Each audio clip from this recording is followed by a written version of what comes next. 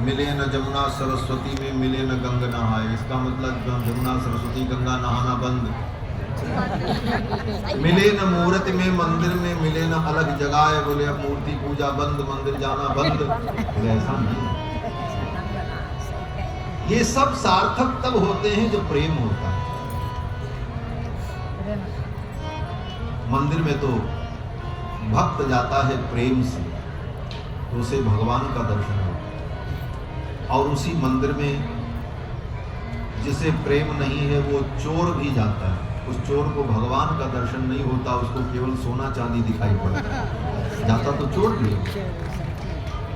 तात्पर्य यह है कि भगवान से प्रेम हो तभी भगवान का दर्शन हो। मूर्ति में भी भगवान तब दिखेंगे जब प्रेम हो। गंगा में नहाने का सुख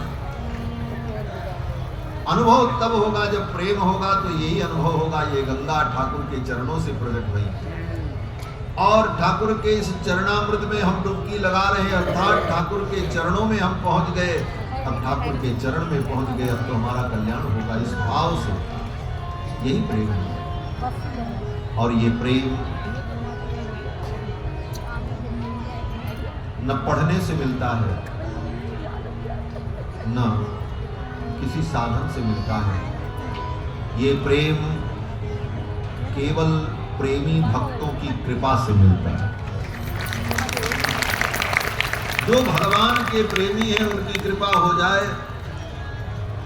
ये बड़ा छुआछूत का रोग है महाराज। जैसे कोरोना था, जिसको छू दे उसको कोरोना हो जाए, उसी प्रकार ये भगवत प्रीति का रोग जो है ना, ये छुआछूत से बढ़ता है। कोई भगवत प्रेमी हो वो तुमको छू ले, यम यम स्पृशति पाणिभ्याम यम यम पश्यति चक्षुषा अस्थावराण विमुच्यन्ते किम पुनर्बांधव जना। शास्त्र के भगवत प्रेमी तुम्हें छू ले, तुम्हारे सिर पर हाथ रख दे, तुम्हें अपनत्व की दृष्टि से देख ले, तुम उनके सन्निकट चले जाओ, क्या होगा? बोले वो भगवत प्रेम का वायरस तुम्हारे अंदर भी प्रविष्ट हो जाए। और कोई उपाय नहीं है महाराज। श्री जड़ भरत जी महाराज भागवत में कहते हैं, रघु गणैस तपसा न याति नचित जया निरवपणा गृहाद्वा। राजा रघुगण ने जड़ भरत जी से पूछा, आपका भगवान के चरणों में ये विलक्षण प्रेम है, जो आपकी ये स्थिति है, ये स्थिति हमारे जीवन में कैसे है? जो प्रश्न आपके मन में होगा वही प्रश्न राजा रघुगण ने किया भरत जी। तो भरत जी ने यही उत्तर दिया, जड़ भरत जी, महात्मा भरत जी, कि रघु गणैस तपसा न याति। तपस्या से ये नहीं होने वाला। तपस्या से प्रसिद्धि मिल सकती है, हम बहुत बड़े तपस्वी हैं, दुनिया आपके चरणों में लौट जाए, भगवान का प्रेम मिल जाए, इसकी गारंटी नहीं। रघु गणैस तपसा न याति न चेज्यया निरवपणा गृहाद्वा। न चेज्यया, बड़े बड़े यज्ञ कर डालो, बड़े बड़े यज्ञ करो, धन साध्य यज्ञ जिसमें करोड़ों लग जाए, लेकिन भगवत प्रेम प्राप्त हो जाएगा, कोई गारंटी। न चेज्यया निरवपणा गृहाद्वा। घर छोड़ करके जंगल में चले जाओ, मिले न वन भरमाए। पूरे वन में घूमो, जंगल में घूमो, वो प्रेम नहीं है। निरवपणा गृहात्वा न छंदसा नैव जलाग्नि सूर्यैः। चारों वेद पढ़ डालो, न छंदसा, जलाग्नि सूर्य ही, जल अग्नि सूर्य चंद्रमा वरुण इन देवताओं की बड़ी बड़ी उपासनाएं कर डालो, इन सब की कृपा हो जाए, फिर भी भगवत प्रेम प्राप्त नहीं। रघुगण ने कहा तब महाराज कैसे होता? तो अंतिम पंक्ति श्री महात्मा भरत कहते हैं, बिना महत्पाद रजोभिषेकम, बिना महत्पाद रजोभिषेकम। जब तक महत जनों की, महापुरुषों के चरणों की सन्निधि प्राप्त नहीं होगी, उनके चरण की रज तुम्हारे मस्तक पर नहीं पड़ेगी, तब तक तुम्हारे अंदर प्रेम की सृष्टि नहीं होगी। पुरुषों के चरणों के रज की तुम्हारे ऊपर वृष्टि हो जाए तो हृदय के अंदर भगवत प्रेम की सृष्टि हो जाए। यही सत्संग की महिमा है। मिथिला की सखियों ने ठाकुर को खूब दुलार किया, होली खिलाई। सखियों ने कहा हमारे किशोरी जी को प्रणाम कर लो, ये तो कहो कि मिथिला से हार गए। हमारा किशोरी जी को पैया अहा लागू अन्नत कहा मिथिला से हारी। कहिए कि हम मिथिलानियों से हार गए। ठाकुर जी ने कहा हम हार गए। ठाकुर जी हार गए और आज से नहीं, ये कभी जीतते ही नहीं मरा, ये भक्तों से हारते ही हारते। कितने के सामने हारे, बोले एक दो नहीं लाखों उदाहरण बड़े बड़े।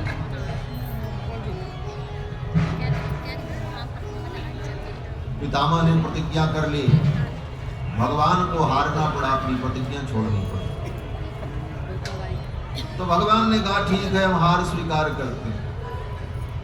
और ऐसे भी राम जी को मिथिला में गए तो हार ही मिला, जीत नहीं मिली। यद्यपि राम जी जीते, बड़े बड़े वीर नहीं जीत पाए, वो काम राम जी ने किया, धनुष तोड़ दिया। वज्र के समान कठोर धनुष को तोड़ दिया।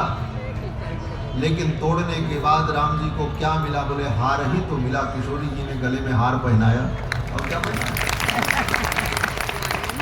वहां भी विजय के बाद हार ही मिला राम जी को। और जो हार जाए वही तो हरि है। जो अपने भक्तों से हार गया उसी का नाम हरि है। और हार करके भी अपने भक्तों के दिल को जीत लेता है, इसलिए हरि है।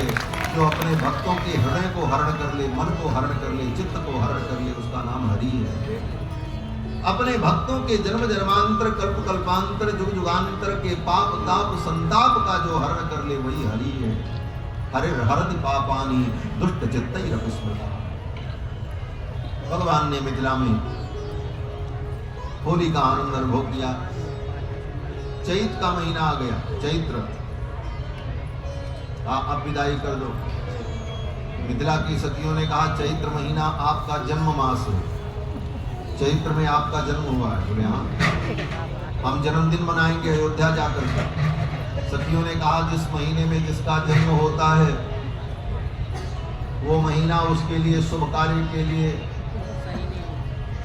अनुकूल नहीं होता, इसलिए ये महीना आपके लिए अनुकूल नहीं है। इसमें विदाई का मुहूर्त नहीं बनेगा। चैत्र का महीना भी चला गया, बैसाख का महीना आ गया, बोले अब विदाई हो जाए। मिथिला की सखियों ने कहा सरकार विदाई तो हो जाए, लेकिन आपकी विदाई अकेले तो होनी नहीं है, हमारी किशोरी जी भी जाएंगी। और ये किशोरी जी का जन्म मास है बैसाख मास, ये किशोरी जी के लिए अच्छा नहीं है, चैत्र आपके लिए अच्छा नहीं और बैसाख हमारी किशोरी के लिए नहीं। तो अब तो बैसाख में भी विदाई, बैसाख में भी जेठ का महीना आ गया, बोले अब विदाई हो जाए। मिथिला की सखियों ने कहा जेठ में तो हो ही नहीं सकता। बोले क्यों? बोले बर भी जेठ, कन्या भी जेठ और जेठ का महीना 3 जेठ हो जाए तो कोई शुभ काम नहीं।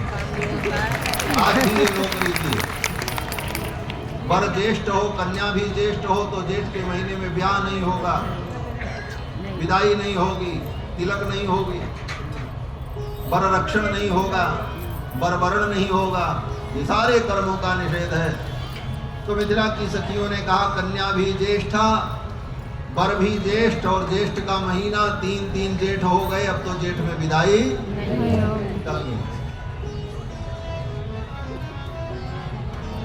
जेठ बीत गया, आषाढ़ का महीना आ गया, आषाढ़ की ऋतु आई, वर्षा होने लगी। आषाढ़ का महीना आ गया, वर्षा ऋतु आ गई, चारों तरफ वर्षा होने लगी। बोले अब विदा कर दो। मिथिला की सखियों ने कहा सरकार ये वर्षा ऋतु में तो सन्यासी भी कहीं नहीं जाता है, चातुर्मास से करता है एक जगह रहकर।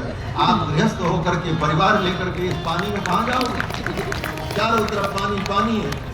और जनक जी महाराज ने जितने सेतु बंधाए थे वो सब सेतु बह गए, ऐसी वर्षा हुई। आज भी मिथिला में और बिहार में जितनी बाढ़ आती है उतनी बाढ़ गई नहीं। नेपाल का पानी छूट जाए महाराज तो गांव के गांव बह जाए, बगल में ही नेपाल, आधा नेपाल तो मिथिला ही। मिथिला की सखियों ने कहा वर्षा ऋतु में तो सन्यासी भी कहीं नहीं जाता और आप गृहस्थ होकर के अपने परिजनों को लेकर, पत्नी को लेकर इस वर्षा ऋतु में यात्रा करेंगे, ये ठीक नहीं, अब तो आप रुक जाओ। आषाढ़ के महीने में खूब वर्षा हुई, निकल नहीं पाए। आषाढ़ बीत गया, सावन का महीना आ गया। सावन का महीना आया तो मिथिला की सखियों ने कहा सरकार अब आपको हम झूला झुलाएंगे। अब तो सावन का महीना आ गया, क्योंकि मिथिला की सखियों ने कहा था सावन में कजरी गा गा के झूला खूब ये पहुना, अब मिथिले में रहो ना, अब तो रुक जाओ, सावन में आपको हम झूला झुलाएंगे। सावन का महीना आ गया। सावन का महीना आया तो सखियों ने स्वर्ण के हिडोल पर, सोने के झूले पर श्री सीता रामचंद्र जी को विराजमान कराया और सखियां दुल्हा सरकार को झूला झुलाने लगी, कजरी गाने लगी और खूब झूला झुलाया। ऐसा झूला झुलाया कि झूला का जब वेग बढ़ा तो किशोरी जी की साड़ी उड़ने लगी, किशोरी जी को चक्कर आने लगा,